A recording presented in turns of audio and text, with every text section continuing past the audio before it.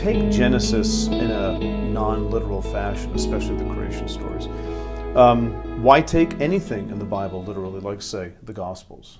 Do you take the Gospels literally?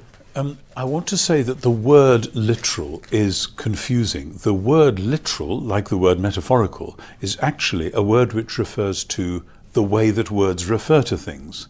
Whereas what we often mean is the distinction between concrete and abstract. Concrete being something definite, physical, substantial, abstract being like an idea. Now you can refer metaphorically to something concrete. If I call my car the old tin can, that's a metaphorical reference to something that is definitely solid.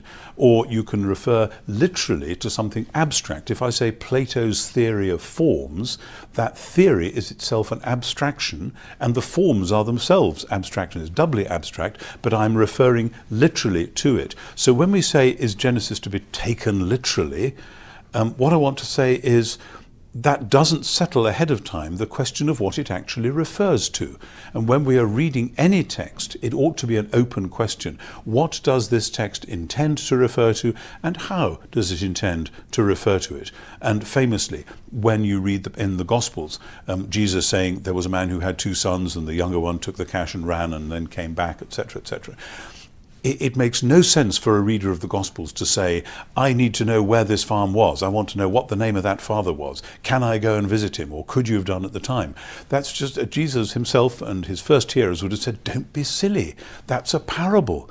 So I want to say that you've got to go case by case. When it says Jesus was crucified, it really means Jesus was crucified. That isn't a subtle metaphor for something else. But when Jesus himself tells a parable, the point is not that this actually happened somewhere and we're drawing lessons from it. The point is this is a cheerfully fictitious story, but often the real meaning remains concrete. If they do not hear Moses and the prophets, neither will they believe even if one should rise from the dead. And the concrete application of that is, if you've got a poor man covered in sores by your gate, you ought to be looking after him. So it's a much more interesting and complicated question than your culture and mine has ever allowed us to get into by this literal, non-literal split. So when you go back to Genesis with all of that, I really want to know, what did the writer of Genesis, or the people who wrote the bits and pieces which came together as Genesis, what did they intend to do by this story?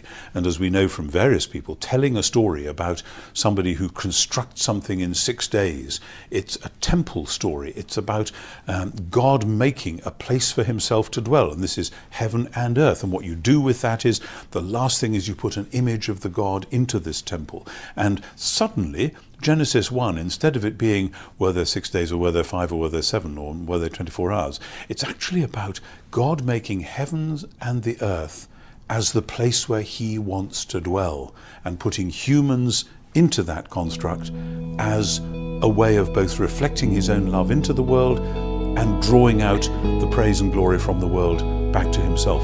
And that's the literal meaning of Genesis. And the question of the formal structure has to sit around that as best it can.